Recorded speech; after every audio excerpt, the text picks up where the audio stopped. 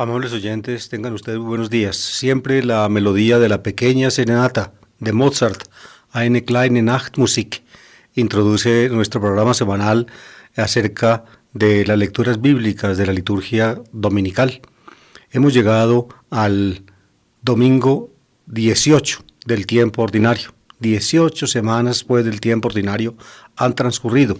Estamos en la segunda parte del tiempo ordinario, que se prolongará hasta fines de noviembre, comienzos de diciembre, cuando daremos inicio a un nuevo año litúrgico. Pues bien, son tres las lecturas agrupadas para este domingo, como en todos los domingos del tiempo ordinario y también de los demás tiempos, con tal vez la excepción de las vigilias de Pentecostés y de Pascua, donde, asignan un mayor número de lecturas, precisamente porque son vigilias, es decir, porque suponen que se pasará en oración, se vigilará una noche. Ese es el sentido de vigilia, como les he explicado en otras ocasiones. Esta vez, pues, las lecturas están tomadas, la primera del Antiguo Testamento, el primer libro de los Reyes, la segunda de una carta apostólica. Hemos estado leyendo partes de la carta del apóstol San Pablo a los romanos. Nos hemos dedicado en los últimos domingos al capítulo 8, que es el capítulo central, donde se resume, como en ningún otro punto de las cartas paulinas, la soteriología, es decir, la enseñanza de Pablo acerca de la salvación. Y finalmente el texto evangélico tomado de Mateo. Recuerden que hay 3 ciclos para los domingos del año litúrgico.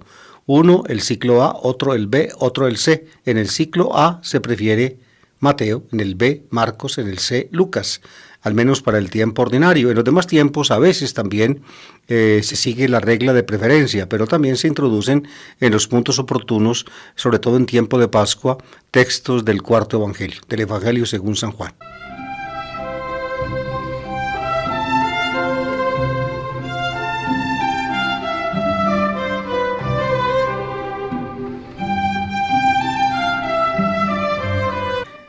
Primera lectura tomado del libro de los Reyes, libro primero de los Reyes. En aquellos días el Señor se apareció en sueños a Salomón y le dijo: «Pídeme lo que quieras». Respondió Salomón: «Señor Dios mío, tú has hecho que tu siervo suceda a David mi padre en el trono, aunque yo soy un muchacho y no sé desenvolverme. Tu siervo se encuentra en medio de tu pueblo, un pueblo inmenso, incontable, innumerable. Da a tu siervo un corazón dócil para gobernar a tu pueblo, para discernir el mal del bien, pues ¿quién sería capaz de gobernar a este pueblo tan numeroso?». Al Señor le agradó que Salomón hubiera pedido aquello, y Dios le dijo: «Por haber pedido esto, y no haber pedido para ti larga vida, ni riquezas, ni la vida de tus enemigos, sino que pediste discernimiento para escuchar y gobernar, te cumplo tu petición. Te doy un corazón sabio e inteligente, como no lo ha habido antes ni lo habrá después de ti».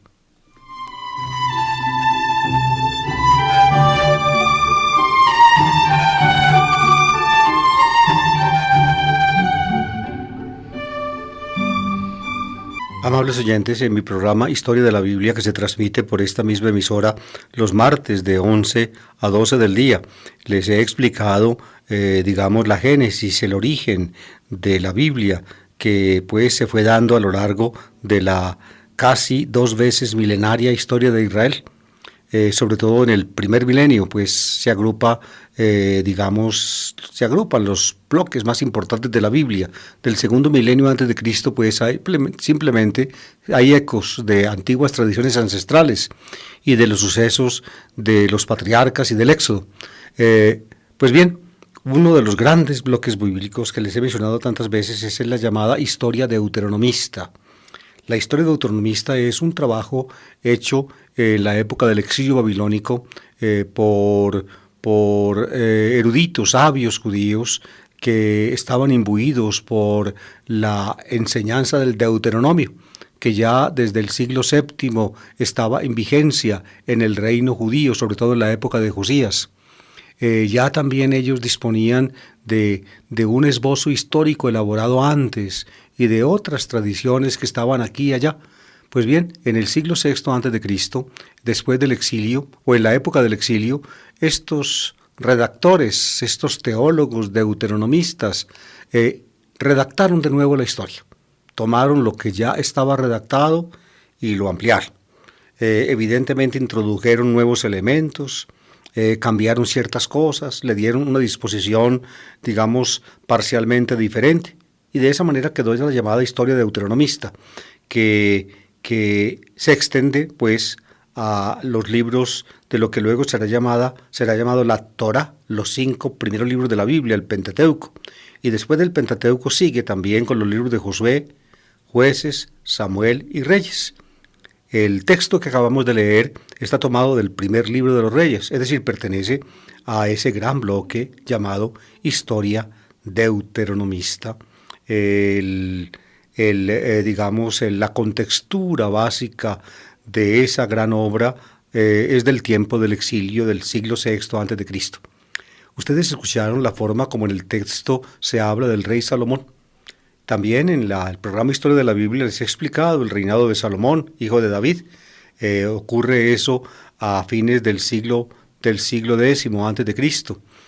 Salomón hereda un imperio que su padre David, con gran habilidad y con gran carisma, logró forjar, uniendo alrededor de su persona los dos grandes grupos del antiguo Israel, Israel en el norte y Judá en el sur, y y estableció su capital en Jerusalén, y también intentó centralizar en Jerusalén el culto del santo Dios de Israel que lo sacó de la tierra de Egipto, el Dios de los padres Abraham, Isaac y Jacob. Y de esa manera la religión pues le sirvió a David también como instrumento de su proyecto político, de su pequeño imperio, al cual incorporó también los pequeños reinos de alrededor, tanto hacia occidente, la Filistea, como hacia oriente, los pequeños reinos de Moab, de Amón, de Edom, más al sur, en el sur del Mar Muerto, y luego más al norte Siria. Todo eso lo hizo David.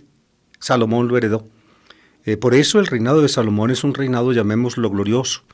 Sin embargo, la figura de Salomón, históricamente hablando, como tuvimos oportunidad de verlo en nuestro programa Historia de la Biblia, la figura de Salomón es ambigua. Ambigua, ¿por qué? Porque después de Salomón el reino se deshace, el imperio se deshace. Salomón no tuvo la capacidad de mantener el imperio unido. Cuando él murió todavía estaba unido, pero ya su hijo Roboam solamente heredó del gran imperio de su padre Salomón y de su abuelo David, solamente heredó la parte sur, es decir, se convirtió en simple rey de Judá. Nada más, Israel se apartó. El desconcierto social, el decaimiento político, las dificultades ante los pequeños reinos vecinos se acrecentaron, el poder, digamos, de los imperios orientales, sobre todo de Asiria, que ya empezaba en el siglo IX a dejarse sentir, y al sur Egipto, que ya a final del reino de Salomón se dejó sentir con un ataque de improviso del faraón Sisac o Sheshonq, que asoló Jerusalén y varias ciudades de Judá, muestran pues el color sombrío del reino de Salomón. El texto que escuchamos hoy representa, diría yo, la cara clara de Salomón en la óptica bíblica. En este texto solamente se ven los rasgos gloriosos de Salomón. Salomón, hijo de David. Dios entonces le pidió a Salomón en sueños, o le dijo, pídeme lo que quieras, y Salomón, en lugar de pedir riquezas, de pedir poder, de pedir, en fin, cosas políticas y terrenas, le pidió sabiduría, discernimiento para gobernar al pueblo, un corazón dócil, como se dice en los labios del mismo Salomón. Y Dios entonces lo aplaudió por esto y le dijo que le iba a dar precisamente todo eso que le estaba pidiendo y que le iba a encimar. Esto no lo dice el pedacito que leímos hoy, también lo otro, es decir, lo que no pidió, poder y riquezas. Esta es la cara, diría yo, la cara positiva del reinado salomónico. Históricamente hablando, el reinado salomónico fue un reinado más ambiguo, más difícil. Yo diría que terminó en un fracaso. Casi toda la historia de la Biblia, amables oyentes, yo diría toda la historia de la antigua alianza, termina en un fracaso. Aún, por ejemplo, el último intento bíblico, el último intento histórico de los judíos de tener independencia en la época de los asmoneos o macabeos, quedó frustrado cuando llegaron los romanos. Pompeyo, ellos mismos, Antígono, un rey asmoneo, pidió auxilio a Pompeyo, el romano, auxilio que Pompeyo le dio, pero a costa de la libertad del pueblo judío. Nunca más volvieron a ser un pueblo libre en Palestina. Antecitos de la guerra romana en el año 70 tuvieron un pequeño respiro cuando se rebelaron contra Roma, pero la reacción romana fue aterradora y prácticamente los judíos fueron pues erradicados de su tierra. En el siglo XIX, de la época moderna, empezaron a volver y hoy existe el Estado de Israel. Ustedes ven pues todas las implicaciones que tiene, aún teológicas, que tiene lo que aquí hemos escuchado de la Biblia. Es la cara positiva de Salomón, su contacto con Dios. Por eso, precisamente porque Dios le da sabiduría, la tradición bíblica de los judíos atribuye a Salomón en general las obras sapienciales, la literatura que reúne, por ejemplo, los proverbios, las composiciones que revelan la sabiduría de los seres humanos. Se le atribuyen a Salomón, por ejemplo, el libro de los proverbios, también el libro del Eclesiastés, el Coelet, es decir, el libro del predicador. Se le atribuye el Cantar de los Cantares, y finalmente se le atribuye un libro que no entró en el canon hebreo, pero que pertenece al canon cristiano, el libro de las Sofías Salomonos, la sabiduría de Salomón, un pedacito del cual leímos el domingo pasado. Salomón pues el rey sabio y prudente. En la imagen bíblica, al menos una cara de la imagen bíblica de Salomón. La otra está allí. Tiene uno que entrar en la Biblia para reconocerla.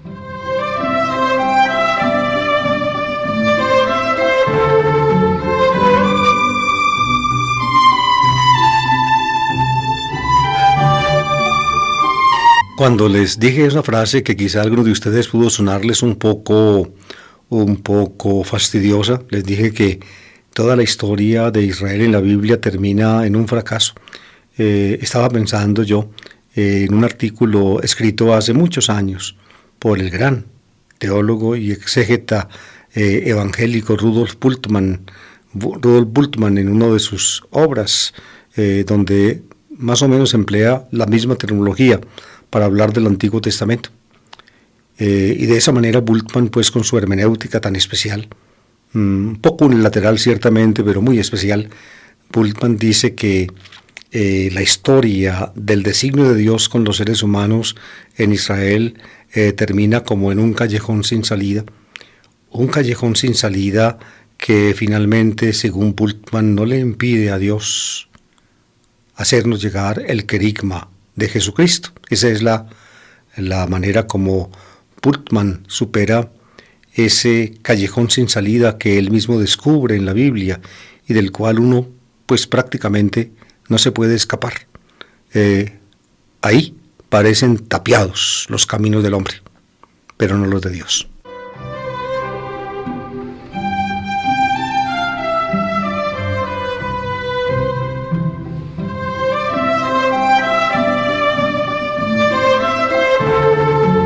En la segunda lectura se toma un pedacito de la carta a los Romanos, capítulo 8. Ya hemos estudiado acá en el programa otros apartes de ese capítulo, el capítulo por antonomasia, donde Pablo resume su soteriología, su comprensión de la salvación.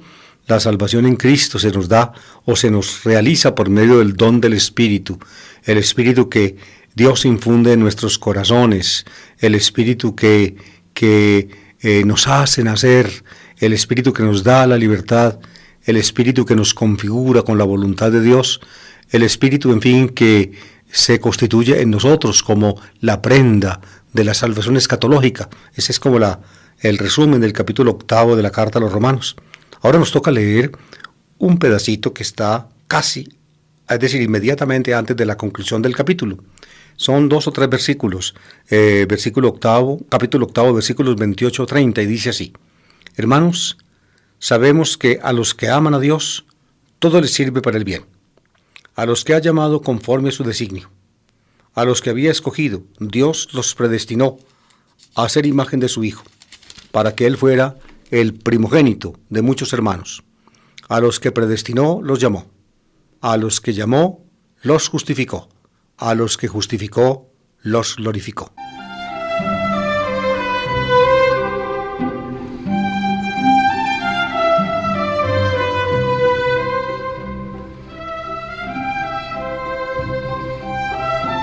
Por el Espíritu, pues, queridos oyentes, esta es la suposición que tenemos que, con la cual tenemos que contar en estas palabras de Pablo en el capítulo octavo. Por el Espíritu, Dios ha hecho en nosotros una obra buena, una obra maravillosa que ya está incoada y que está abierta al futuro. Pero es tan grande la seguridad que podemos tener en Dios, en su amor, tan grande tanto que aún lo que todavía no está, podemos y debemos considerarlo hecho. Ahí está. Este es como el núcleo de estas frases del capítulo octavo. Dios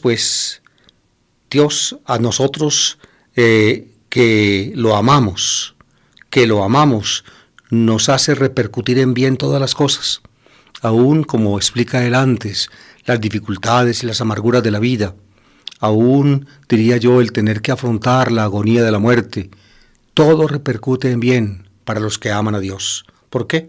Porque Dios nos llamó conforme a su designio. Es la vocación divina. Nos llamó. Ecalisen y más. Nos llamó de acuerdo a su designio. El designio de Dios es llamarnos. Es la vocación de Dios. Pues bien, se basa esa vocación, esa llamada, en una elección divina. A los que había escogido, Dios los predestinó. De antemano nos escogió.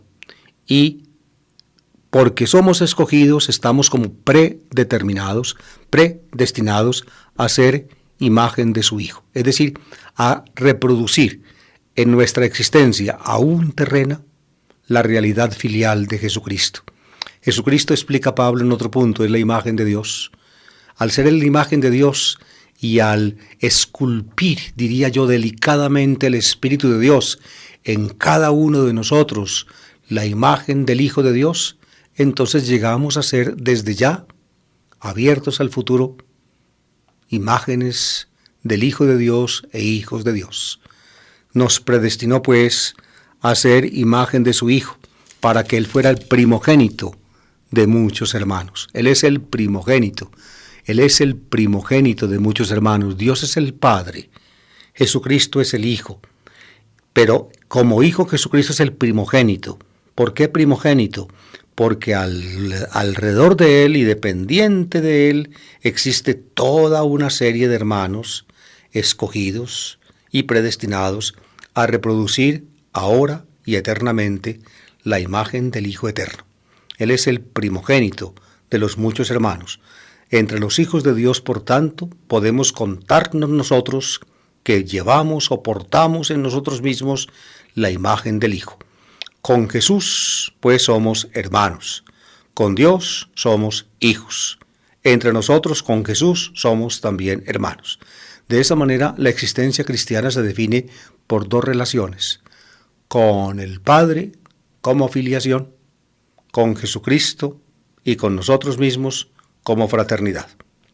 Y para que no quede duda de la profunda realidad la profunda verdad de esta condición divina que nos ha sido dada, Pablo termina usando 4 veces el tiempo verbal griego del aoristo, que es el pasado que designa una acción ya cumplida. Dice, a los que predestinó, proorisen, los llamó ekalesen, a los que llamó ekalisen, los justificó edikaiosen, y a los que justificó edikaiosen, los glorificó edoxasen. Fíjense, todo en pasado. desde la predestinación, por la llamada, por la justificación, hasta la glorificación.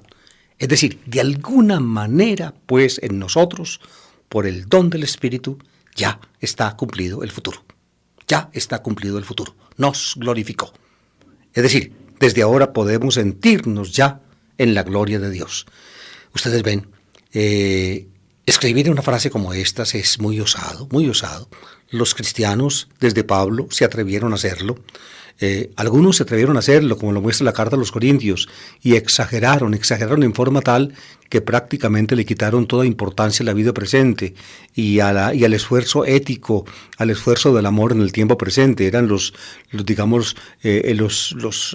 algunos corintios que estaban ya, iniciándose en un fenómeno que luego degeneró en la gnosis. Este es un problema un poco arduo, no puedo explicarlo ahora. Pero fíjense, Pablo, en alguna forma, pues, pone aquí una frase que en alguna forma había criticado antes a los corintios, porque los corintios sacaban de esta idea de la glorificación presente por el don del Espíritu consecuencias que a Pablo no le parecían bien. Aquí Pablo toma otra vez esa frase. A los que predestinó los llamó, a los que llamó los justificó, a los que justificó los glorificó. Es decir, ya, en alguna forma, estamos en la gloria de Dios. Noten aquí, para terminar este pequeño comentario, la cercanía de la teología paulina a la teología joánica. Pablo escribe, ya había estado en Éfeso, cuando escribe la carta a los romanos. Al salir de Éfeso, Pablo viajó a Macedonia. En Macedonia escribió varias de sus últimas cartas y luego llegó a Corinto, en el sur de Grecia, en Acaya, y allí escribió Romanos. Pues bien, la tradición joánica, según la convicción antigua de la Iglesia, la tradición joánica, arraigó en Éfeso. Por eso no es extraño que ideas de la tradición paulina primitiva, Pablo estuvo en Éfeso en la década de los años 50, y la tradición joánica se desarrolla precisamente en el Asia Menor en los años 90. Sin embargo, ya una idea como esta, los glorificó, de Pablo, está perfectamente clara en el cuarto evangelio, cuando Jesús dice: el que cree tiene vida eterna. Dice lo mismo esa frase joánica de Jesús, del evangelio de Juan: el que cree en mí tiene la vida eterna. Yo soy la resurrección y la vida. Ya, la vida eterna está en nosotros. A los que justificó, a esos también los glorificó.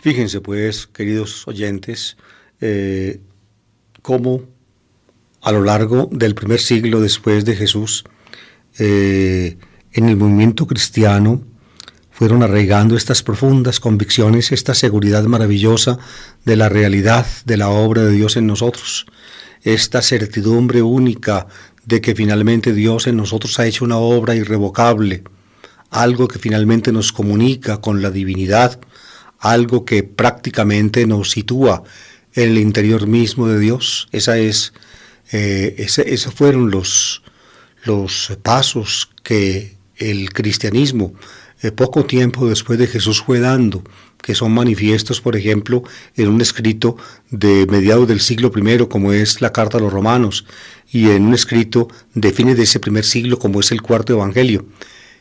¿Cómo remonta esto a Jesús? ¿Cómo remonta esto a Jesús? Pues bien, el pedacito del evangelio que nos toca leer hoy nos lo va a decir.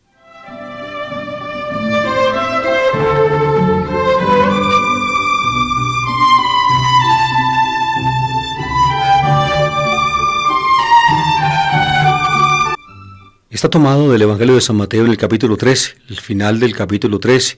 Les explicaba yo en los 2 domingos pasados que el capítulo 13 reúne el sermón de parábolas de Mateo. El sermón de parábolas de Mateo se basa en Marcos. Marcos lo tiene en el capítulo 4 y Marcos trae 3 parábolas agrícolas. Mateo de esas 3 toma 2. reemplaza una de Marcos por otra y añade otras 3. De esa manera en Mateo quedan 7 parábolas.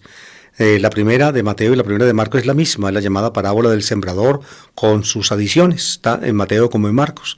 Luego Mateo, les expliqué, digamos, hace un conjunto artístico muy hermoso de 6 parábolas. La primera de las 6 y la última se corresponden. La primera de las 6 es la mezcla del trigo y la cizaña en un campo. Solamente al final se separan el trigo y la cizaña. La última de esas 6 es muy parecida. Una red que echan al mar los pescadores recoge toda clase de peces y tan solo en la orilla los pescadores escogen los peces que sirven y devuelven al mar los que no sirven. Ustedes ven, es la misma mensaje con diferente imagen. Esa es la primera y la última de las 6. Luego, la segunda y la tercera se corresponden. Las vimos el domingo pasado. Ustedes recuerdan, es el granito de mostaza y el pedacito de levadura. El granito de mostaza se vuelve arbolito. Hasta los pájaros pueden anidar en él. Y la pizquita de levadura que usa la señora fermenta toda la masa, la transforma. Es decir, lo pequeño contrasta con lo grande. Y la cuarta y la quinta, es decir, la cuarta y la quinta, ven, es decir, las otras 2, antes de la red, son de nuevo 2 parábolas que se corresponden, la del tesoro y la perla preciosa. Pues bien, el domingo pasado leímos la del grano de mostaza y el trigo, y luego leímos la de trigo y la cizaña, luego el granito de mostaza y luego la levadura. Hoy vamos a leer las otras 3, es decir, la del tesoro escondido, la de la perla preciosa y la de la red.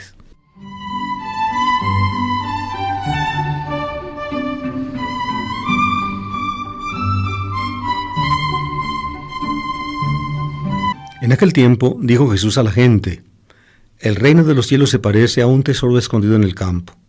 El que lo encuentra lo vuelve a esconder, y lleno de alegría va a vender todo lo que tiene y compra el campo.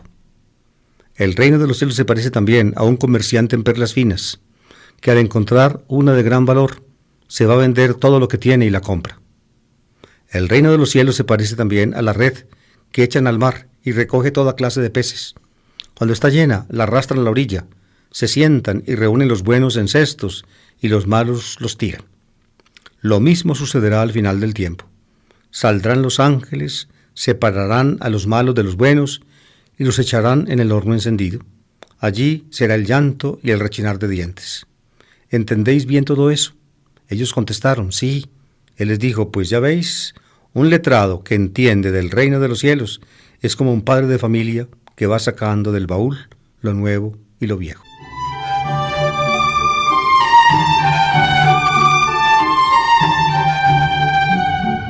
Las 3 parábolas del conjunto de 6, las segundas 3 del conjunto de 6, comienzan con la misma fórmula con la cual comenzaban las otras 3 del primer conjunto. El reino de los cielos se parece a. Ya ustedes escucharon la explicación de esa formulación. ¿De qué quiere hablar de Jesús? Del reino de los cielos. Reino de los cielos y Basilia tonuranon. Es una fórmula que solamente se emplea en el Evangelio de San Mateo.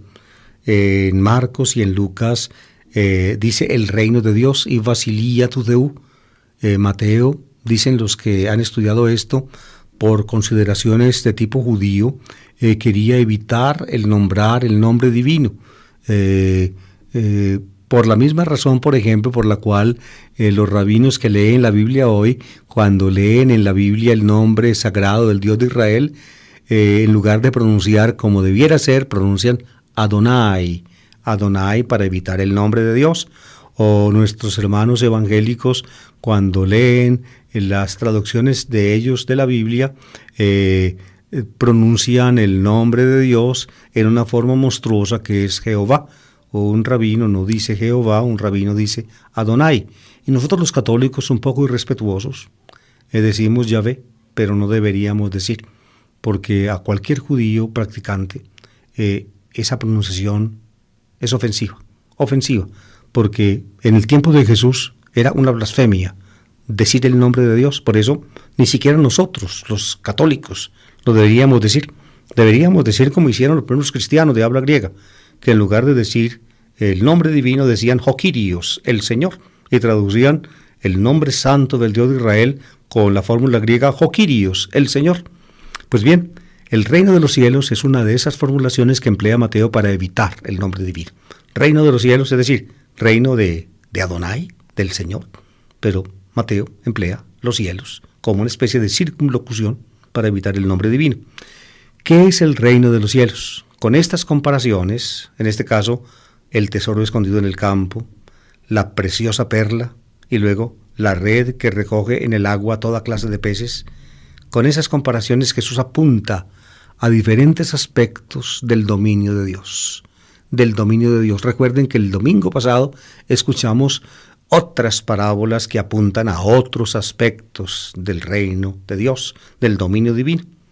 Pero veamos las dos primeras. Las dos primeras, la de el tesoro escondido en el campo y la preciosa perla, son muy parecidas. En el fondo es el mismo mensaje con distinta imagen.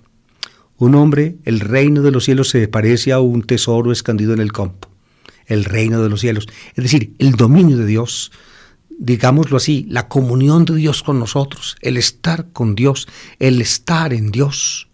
Eso se parece al hallazgo de un tesoro.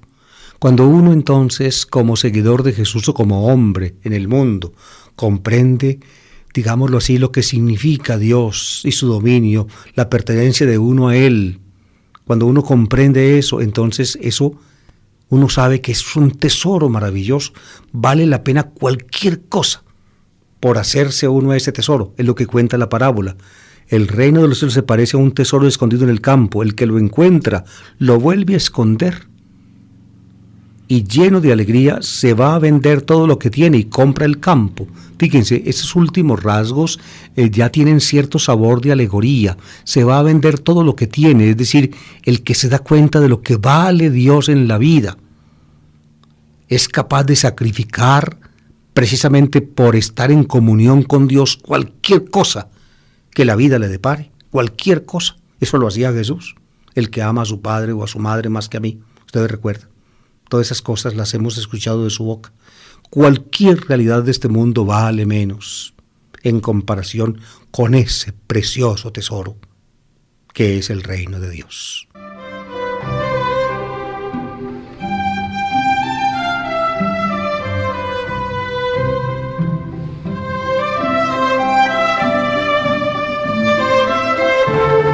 La segunda parábola es muy parecida, aunque tiene una estructura ligeramente diferente. Fíjense, el reino de los cielos se parece también a un comerciante en perlas finas. Recuerden que la primera, el reino de los cielos se parece al tesoro escondido. Aquí no se parece a la perla fina, sino al comerciante en perlas finas. Es decir, en la segunda parábola se alude más al ser humano, al cristiano. Porque el reino de los cielos se parece al comerciante en perlas finas.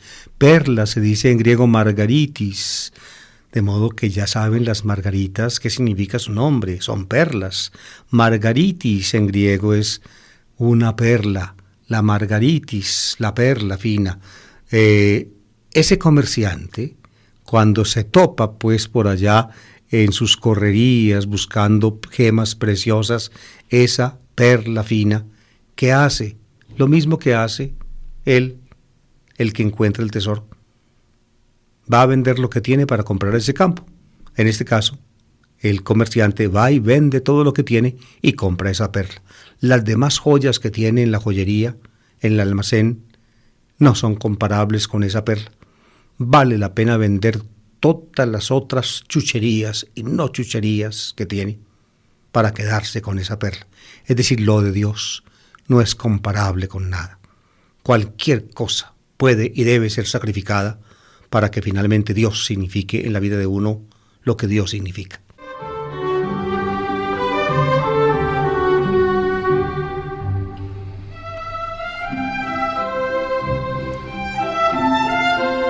Fíjense pues, queridos oyentes, yo les preguntaba ahora, o me preguntaba a mí mismo y a ustedes acá en el programa, a partir del texto de Pablo que leímos en el capítulo 8, les decía yo que ya para comentadores de Jesús, como son Pablo y el cuarto evangelista, el aceptar a Jesucristo es en alguna forma tener la vida eterna, como dice el cuarto evangelio, o ser glorificado, como dice Pablo.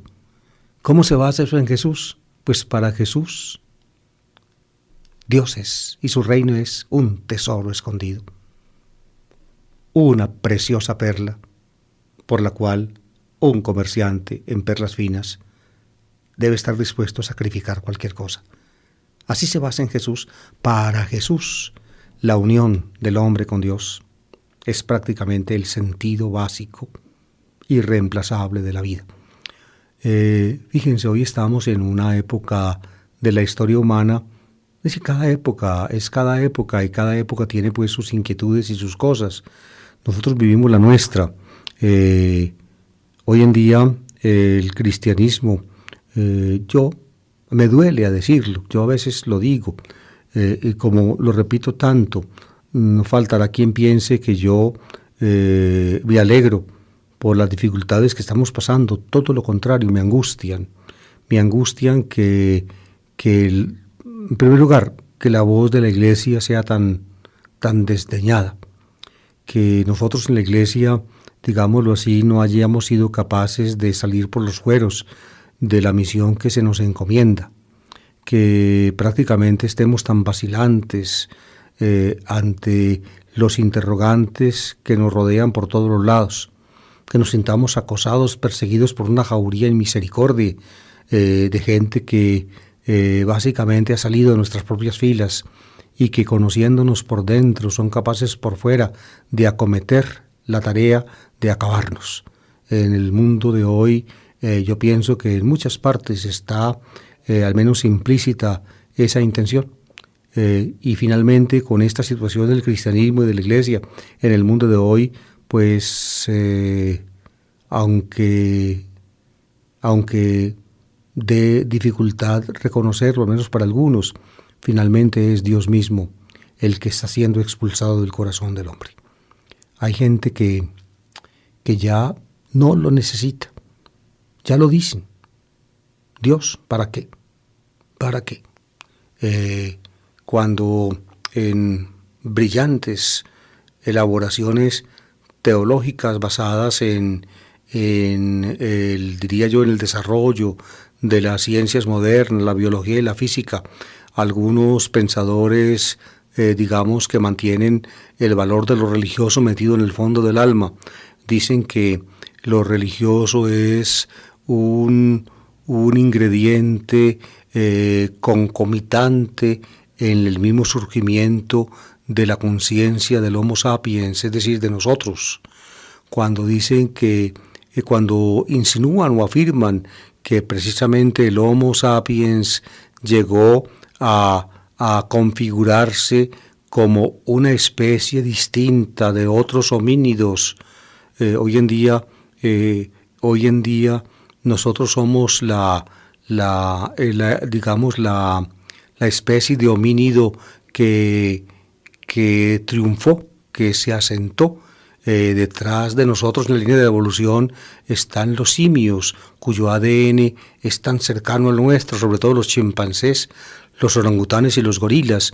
Ellos no son Homo sapiens, no llegaron al crecimiento y al desarrollo del neocórtex, no llegaron, y por tanto ellos no se acosan a sí mismos con la pregunta acerca del sentido. ¿De dónde vengo? ¿A dónde voy? ¿Para qué soy? Esa pregunta es del Homo sapiens. Cuando el Homo sapiens pues empezó a ser tal, al formular estas preguntas, todo lo vio, digamos, todo ese acoso de la realidad exterior que lo ponía ante parangones. ¿Por qué los rayos? ¿Por qué la tierra? ¿Por qué la vida? ¿Por qué? Poco a poco el ser humano fue, digamos, elaborando conocimientos objetivos que le permitieron penetrar en los órdenes de la realidad objetiva que tenía ante sus ojos. Así fueron elaboradas las ciencias.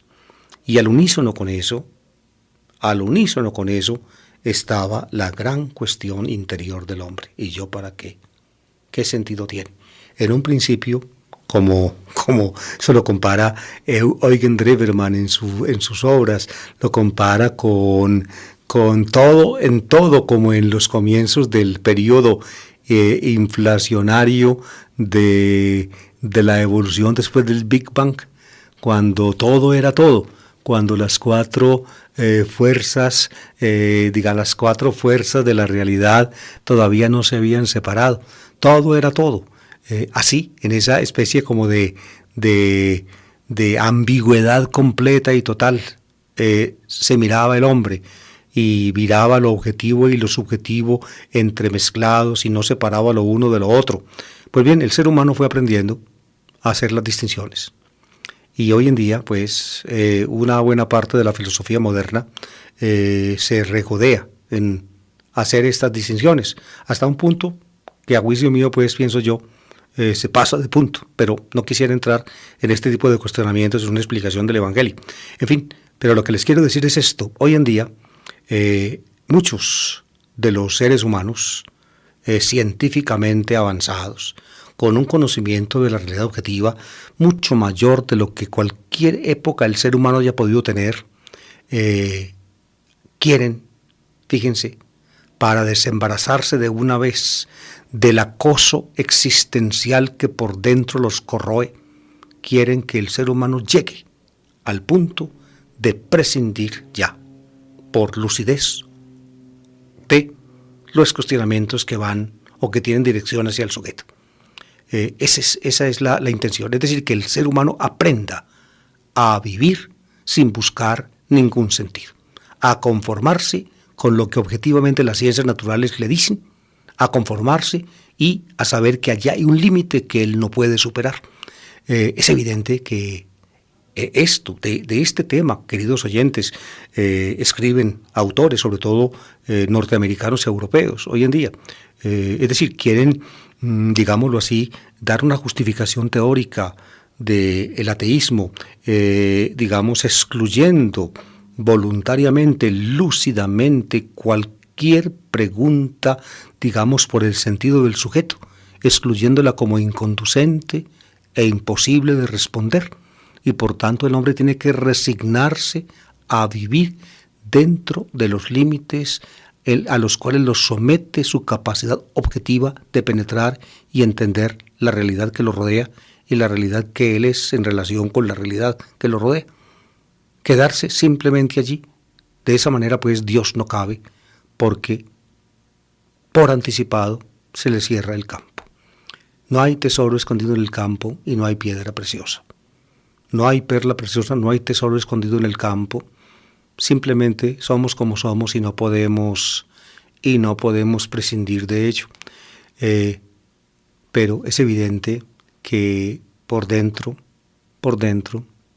el ser humano no se resigna.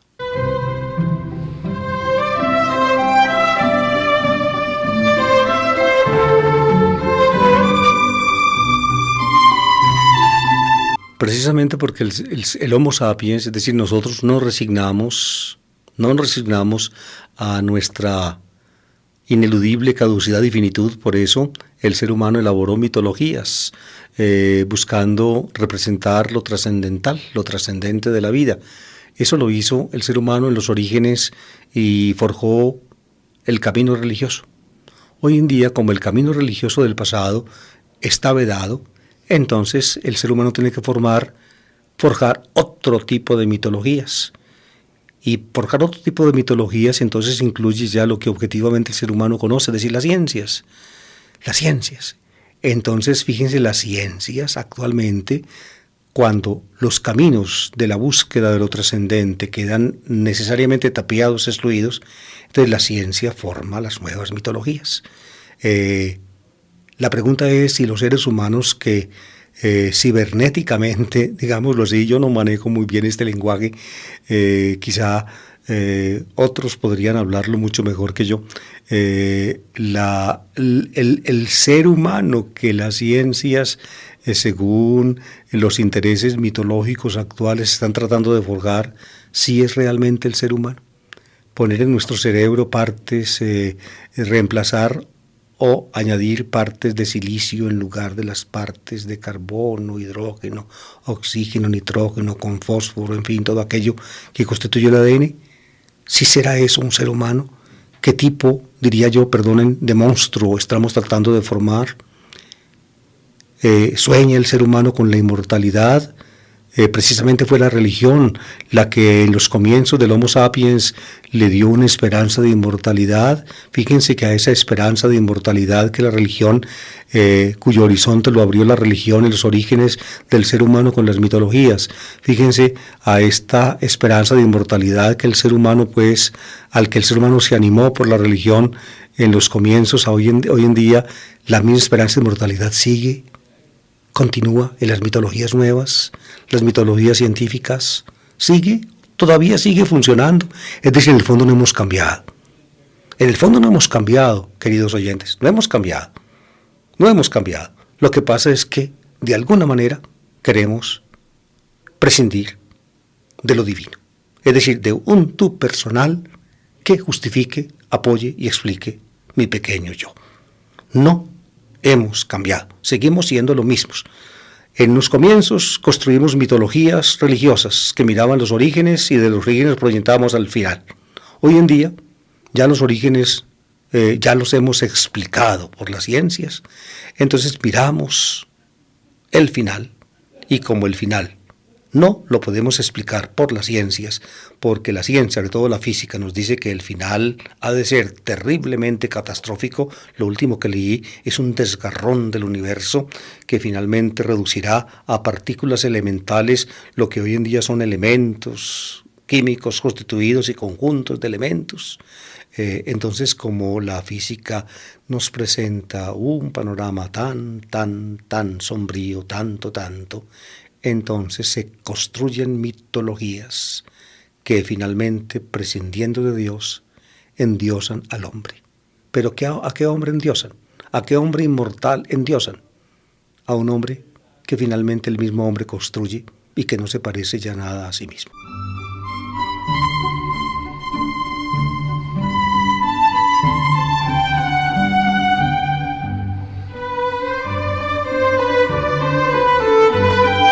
La tercera parabolita de este domingo es la de la red que echan los pescadores, recoge toda clase de peces, y los pescadores en la orilla pues separan los unos de los otros. Los que sirven los llevan en canastas a vender, y los que ya no sirven los devuelven al lago. Eso dice el texto. Eso ocurrirá al final del tiempo. Fíjense que el mensaje de esta parábola final es el mismo mensaje con otra imagen de la parábola del grano, del trigo y la cizaña. El campo tiene trigo, el enemigo siembra cizaña, el patrón no deja que los trabajadores corten de una vez, sino que esperen hasta la siega, y en la siega ahí sí separan el trigo para el granero y la cizaña para el horno. Aquí también separan los pescadores el pescado bueno para el mercado, el pescado inservible lo devuelven al lago para que siga viviendo, o si ya está muerto, pues para que se pudra. Al final ocurrirá, según la aplicación, lo mismo. Los ángeles separarán a los buenos de los malos, a los buenos los llevarán, a los malos los echarán al horno encendido, parecido pues a la cizaña separada del trigo. Y termina, y con esto también termino yo, la explicación de hoy termina con la pregunta de Jesús a los discípulos. Al final solamente les está hablando a ellos. Esta última parte del sermón de parábolas es exclusiva para los discípulos. La primera parte también la escuchó la gente, con excepción de las explicaciones, pero esta parte es exclusiva para los discípulos. Les pregunta, ¿entendisteis todo eso? Ellos contestan que sí. Y entonces Jesús da una maravillosa lección a sus discípulos y a todos nosotros los que a lo largo del camino de la historia de la vida de la Iglesia nos ocupamos del Evangelio. Dice, un letrado que entiende del reino de los cielos, es decir, cualquier predicador cristiano compenetrado con Jesús, es como un padre de familia que va sacando del baúl lo nuevo y lo viejo. Lo que tenemos que hacer, queridos oyentes, nosotros en la Iglesia, sacar del baúl, como un buen padre de familia, lo nuevo y lo viejo. Es decir, tenemos los materiales evangélicos que la Iglesia nos da, pero también tenemos hoy urgencias en el momento presente de la historia que nos hacen repensar el mensaje, que nos obligan a tener en cuenta la situación de las personas, que nos dicen pues hasta qué punto hoy en día se hace difícil para un hombre del siglo XXI adherir a la fe cristiana. A veces solamente sacamos del baúl lo viejo. Y aunque lo viejo ya no nos sirva, no le añadimos lo nuevo, es decir, el condimento que permita al hombre de hoy percatarse de nuestro mensaje. Es la gran urgencia de la Iglesia, la inmensa incapacidad de nosotros, los predicadores cristianos, de comprender la situación del mundo presente, la lucha interna de mucha gente que quiere creer en Dios, pero no lo logra. ¿Por qué? Porque lo viejo, las viejas estructuras con que los hemos formado, las explicaciones ancestrales con que los hemos atiborrado, no le permiten comprender que finalmente el corazón humano siempre está inquieto hasta que no descanse en Dios. Pero le entregamos un remedio de Él.